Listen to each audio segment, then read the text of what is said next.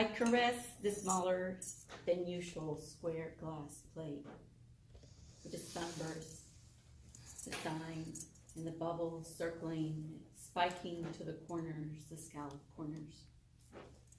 As I so carefully place it on the table, I look at the table, all set up, and a big smile just appears on my face, and I sit to bask in the joy of the moment. I saw the first of these square glass plates in 1981 when I moved to live with my grandmother in St. Louis. I had never eaten on glass plates, and they seemed elegant and delicate. And whenever she placed them on the table just for dinner for the two of us, they were always special to me.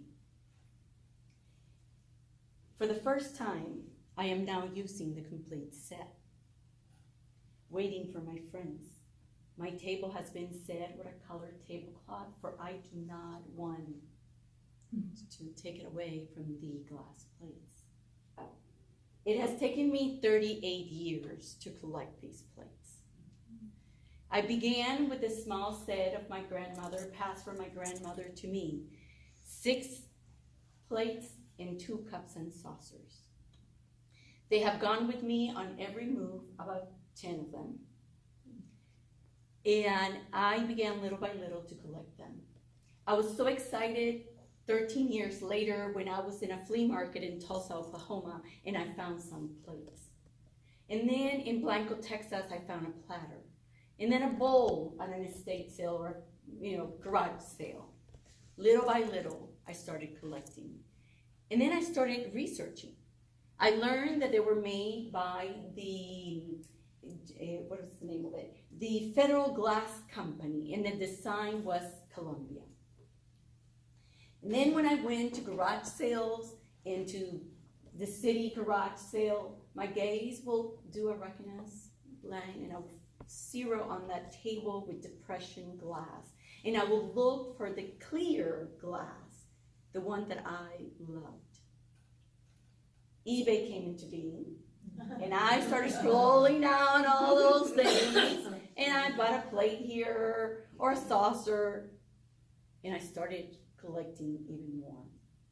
My love for these plates made my determination and my drive that I have always had become even worse.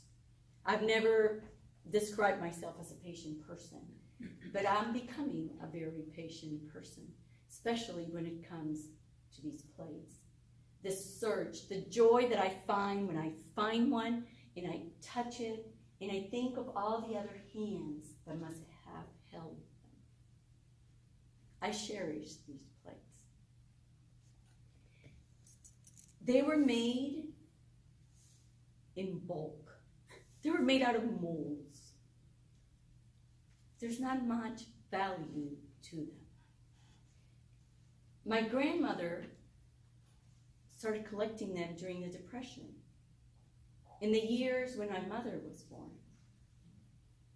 They were hard years. My grandmother worked as a nanny, taking care of the children of somebody else, and she only went to my mother on the weekends. And I wonder how she got these plates. These plates were put into oatmeal boxes, into flour sacks.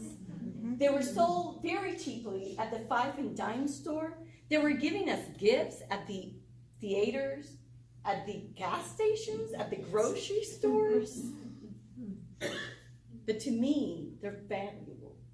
They're my biggest possession.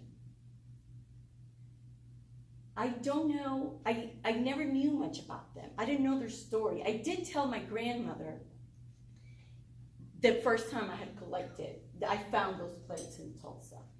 But I wasn't keen enough to know the value of the plates. I didn't know their history. I don't know how she got the first ones. Now I wonder if she got them as she was working with that family. Maybe that family discarded them because they were not, high quality, and that's how my grandmother got them. I will never know because I never asked her. Maybe for her they were not significant. but for me, they are so special. I now have enough to set a table for 12. Now, you see, I'm a little obsessed with them. Just a little. And as I place one of them on that day, on that table with that solid color tablecloth adorned with flowers, I send a prayer to the heavens, giving thanks to my grandmother and my mother and all my ancestors who have gone through difficult times, but they have learned to live through them and to enjoy life and find the meaning of it. I set the table for a very special group of friends as we celebrated a birthday. A life well lived, a life that has its sorrows and its happiness. For a special friend, and she has had sorrows and happiness. And her eyes reflect that, and there's still a sparkle in her eyes. We celebrated her life, her beautiful life, as beautiful and not perfect, imperfect life, but as reflected at the glass, that's the glass plates that I set at that table.